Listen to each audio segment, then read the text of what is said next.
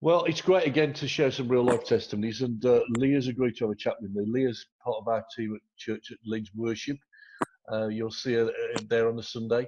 She's also married to Jay, and Jay shared his story a little bit with us a couple of days ago. So Leah's going to share her part of the story. So obviously, at some point, Leah, you and Jay got together. How did that happen? Right, so I've got to be honest, I'm doing my testimony for you, Steve, like you've asked me to. So yeah, honesty is the best policy. I met Jay in a wine bar called Monty's in Sedgley. Many of you will know of it, if not been in it. Yeah, very characteristic place. But yeah, we met first night I went in there, he asked me for ID, which I've since found out it was to find out what my name was because I was 20 at the time. And then on the same night I ended up getting into a fight with another girl. Nothing to do with me, I didn't start it, I just defended myself. And Jay was one of the bouncers that pulled me off her and he threw me out. The rest is history, so they say. That's good. And so you and Jay fell in love, but he wasn't your normal sort of boyfriend, was he? Because he'd been involved in some stuff. Yeah, I mean, he was into a lot of sort of violence. I didn't know too much about it, but I knew that it was going on, but I never really asked any questions. Tried to sort of act a little bit naive, I would say. But yeah, I knew that there was some violence that was happening, stuff that he was getting paid to do. To hurt people for various reasons, but like I said, yeah, just sort of turned a blind eye to it. But it did get to a point where I'd said to him, look, enough's enough, I'm not living this life anymore, I'm not going to keep looking over my shoulder, because as much as you're being an enforcer and you're doing what you're doing, it's also having an effect on me, because they know that I was his girlfriend at the time, and if they're going to hurt you, how do you do it? They're going to do it through me. Gave him the ultimatum to say, look, I don't want to know what you're doing, but it stops now, and if it doesn't, I'm leaving. And he stopped. Yeah. He's told us a lot about his early life. Obviously, he was kind of had a difficult childhood, and then he carried on working in security, didn't he? And he got involved in a big thing with JLS, which obviously was quite disturbing at the time, and he shared some of that story. What memories do you have of that when he came back and shared what had happened? But before he even went, I said he shouldn't have been going to work. My family were coming down from Sheffield. They only come down probably once a year, and it's been planned for a good few months. And then he got a call last minute to go and do this concert.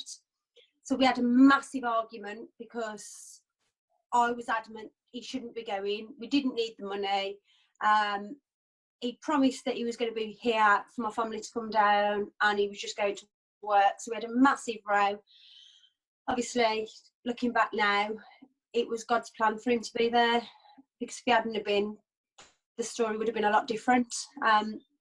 I remember him coming back from work. He phoned me while he was still there to tell me what had happened, because it was all over the news, in case that I'd seen anything or heard anything about it. So he wanted to forewarn me. Told me what had happened. Didn't really think too much of it. I just thought, he's probably exaggerating it a little bit, or so didn't really think too much of it. And then he got home on the night time and walked in, and he never cried, never really showed any emotions. He was always quite an angry. If he was going to show any aggression, it would be anger. If he was going to show any emotion, it would be anger. Not really. He'd never cried. Never seen him cry at a film. I'd never seen him cry for anything. So he walked in, sat down on the sofa, and just burst into tears. And I looked at him, and I thought, I remember saying to him, "What's happened? Has somebody died?" I really thought that And he just couldn't get his words out to tell me what had happened.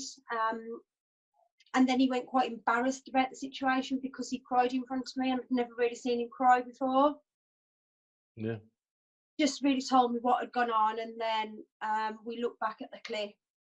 It was to then I realised the sort of extent of what had happened and how dangerous it had been.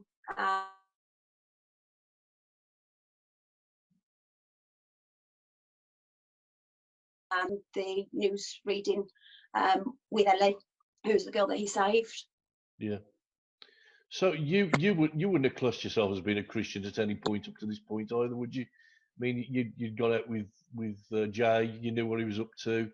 He tried to change himself a little bit, but you know, you weren't a good girl, really, were you? You just kind of living your own life, doing what you wanted to. Yeah, I mean, my early life, my childhood was amazing. It was. I had a fantastic upbringing, brought up on a council estate. Both my mum and dad worked really hard. We had food in our bellies, clothes on our backs. I was the eldest of four, still am the oldest of four.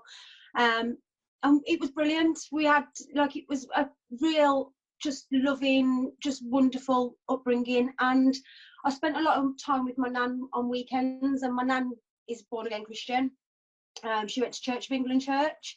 So every Sunday when I was little, I used to go with her. And I always believed in God. I always said bedtime prayers, although they were very structured. I knew the Lord's Prayer from school. I went to a Church of England school, so knew the Lord's Prayer, sang hymns, always believed in God and always prayed. But as I got to sort of 14, 15, I wanted to go out with my friends, so I stopped going to church. And it was Church of England Church, so it was boring, can I say, for me at that point. And I just sort of looked at it as it was just full of old people, and the incense used to make me cough. It was hymn books and numbers on a board, and wooden pews and kneeling cushions, and it was all very oldie worldy, and it was just, I'd got to a point in my life where I just wanted to go out with my mates and have fun. So I was never saved because I didn't know that the sinner's prayer existed. But I always called myself Christian. So if you ever have to fill in a form, or I knew the Lord's Prayer, so that made me a Christian. I prayed, so that made me a Christian. And it wasn't until I realised later on in life, when I realised there was a sinner's prayer, that I look back and think, actually, I was never a Christian. But no, you're right. I did turn into a little bit of a bad girl, not in the sense that I'd go out breaking the law, but I knew what was going on. Yeah. In the background, I knew some of the things I was getting involved in, and although I didn't condone it, I let it go on for far too long before I gave him the ultimatum. It was that or me. Yeah. So obviously you had this very emotional evening with JLS.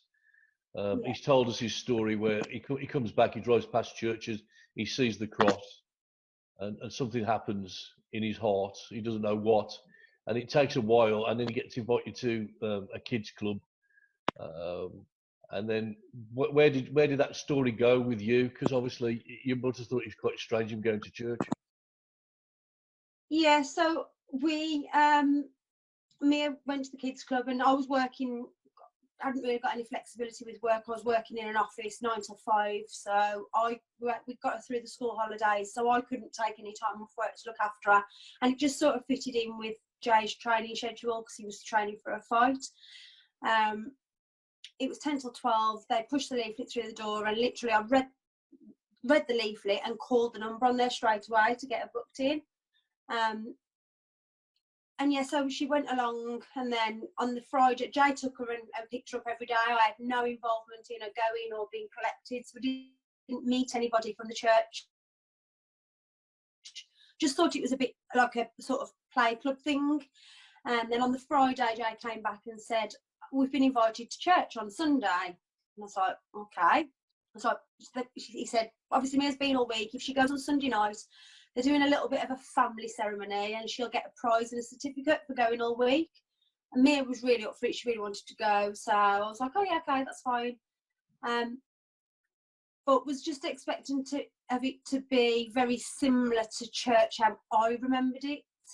Although I knew and saw that the building was different because we only live around the corner. I used to go to St James's with my nan, so it's a very big churchy building. So I just thought it would be the same sort of setup inside, but the building from outside just looked different.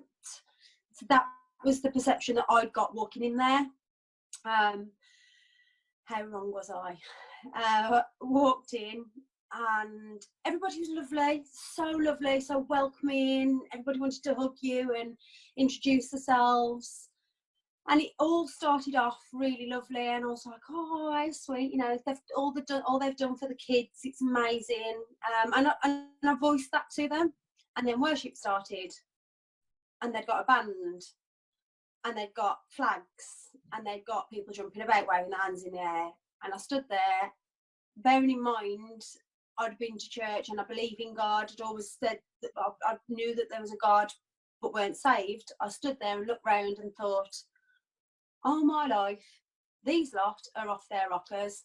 This is some sort of cult, and I'm never coming back here again. I was just so shocked that they were just, everybody was so happy, but it just didn't sit right with me. I felt really uncomfortable. Then obviously we left, and then when we were leaving, Jay had said to one of them, I couldn't wait to get out there, and Jay had said to one of the ladies that were on the door, oh, I'll see you next week. And I was like, all right then. And as we were walking back, because we only lived round the corner from the church at the time, as we were walking back round the road, and I was like, oh, look at you, I'll see you next week. He went, no, I'm going back next week. I was like, you're not. He said, yeah, I am, Leah. He said, I loved it in there. I enjoyed it. I felt happy. I felt peaceful. I'm going back next week. He said, if you want to come, you can come. If you don't want to, that's up to you. So the next week came. He hadn't mentioned it at all during the week. We hadn't spoke about it. I hadn't spoke about my feelings while we were in there. So I just thought he'd forgotten about it. And then on the Sunday morning, he was up in the bathroom, and I went upstairs, and I just remember popping my head around the door and saying to him, where are you going? The only place he could have been going on a Sunday was the gym, but he weren't wearing gym clothes. And he said, I'm going to church. I told you last week I was going again. He said, are you going to come with me? And straight away I said, no, I'm going to get dinner done. But I just had this gut-wrenching feeling. Now I know it was God convicting me. But at the time, I didn't know what it was. I just felt like something was telling me I had to go. Whether that be, I thought maybe we'd have an argument if I didn't go. I don't know. So I was like, okay, I'll come with you. So I went back again. And every week it just got a little bit less uncomfortable. I still looked round at everybody and thought, what are you doing? What, like, you jumping in the air, waving your hands. Little did I know, no, that's me. But it just didn't make any sense to me because I'd never seen church like that ever. So to see it, and there were so many young people in there, and it was just the unknown. I'd never seen anything like it. So at some point then, obviously you made a decision that you were definitely going to give your life to Jesus in a new way, perhaps something you'd never considered before. How did that happen? So about 3 or 4 weeks after we'd been going, I'd been going every week, and like I said, I got a little less uncomfortable each time, and Jay got saved, and straight away, from when he got saved, I just remember a massive change in him. His mood, his behaviour, he just seemed so much happier, so much more positive about things. He just changed like that, and I couldn't understand why. So I carried on going every week for the next probably 6 or 7 weeks, and I could just see his mood lifting, and even more so when we were in there. And I remember it was a Sunday night, and I sat down in the congregation, and there was a guy called Ivan preached. And the previous weeks we'd been there, obviously you can't get away from the worship, you have to listen to that bit, but I'd started to enjoy it. But when it came to the word, I sort of found myself thinking, oh, I've got to do this when I get home, and on Tuesday I've got that appointment, and not really listening to what was being said. But that particular night Ivan preached, it was like me sitting here having this conversation with you now. It was like there was nobody else in the room, and I couldn't ignore what he was saying. And everything he said was to the pinpoint of what I'd been going through the last 6 to 8 weeks since Jay had been saved, and my emotions on it all, and the confusion that had come along with it. And I mean, Jay was a baddie. He was a bad guy. Don't mistake that. His previous life, he really wasn't a very nice person. And to see the change in him, I couldn't understand how that had happened. And Ivan just preached to me, directly to me. There's nobody else there. Well, there was, but there could not have been. For all I knew, he was just talking directly to me. And I remember at the end, they did an altar call. And I sat there, and I kept hearing, you need to go to the front, you need to go and get prayed for, you need to go and get prayed for. And I kept thinking, who's saying that to me? And nobody was talking. God was talking to me. There's nobody there in person. No, not a single person sitting there telling me that. And before I knew it, I was standing at the front. And I remember standing at the front and turning around and looking back at the chair that I was sitting in, thinking, how on earth did I get to here from that chair? Because I can't remember getting up and walking there. I can't remember at all. I have no recollection. And then I prayed with a guy called John Crampon and said the sinner's prayer. Brilliant. And life's never been the same since, has it? It's not, no. I mean, don't get me wrong. We still have our ups and downs. I'm not perfect. I won't be perfect until I get to heaven, and I know that, but I also know I'm a work in progress. And if I can just do the best that I can and live the best life. There's something I always say to people who say, well, but why are you a Christian? How do you know God's real? And I sit there and I say to them, look, I'm a Christian. I believe in God. I believe that when I die, I'm going to heaven. If I'm wrong, I've had a good life. I've done things as good and as right as I possibly can. I'm going to make mistakes. I'm human. But God died for those mistakes. Jesus died for those mistakes. But, I mean, if I'm right, I'm going to heaven. But if I'm wrong, I've lost nothing. Yeah. But if you're right, if you're wrong and you think that God's not real, you've lost everything. So who's in the better position, really? Yeah, absolutely. Absolutely. Thank you so much for sharing your story. Really appreciate it. And I'm sure we'll be chatting to you more and more as time goes by, as we lock down. But thanks once again. And I'll catch you soon. God bless you. Take care. Bye-bye.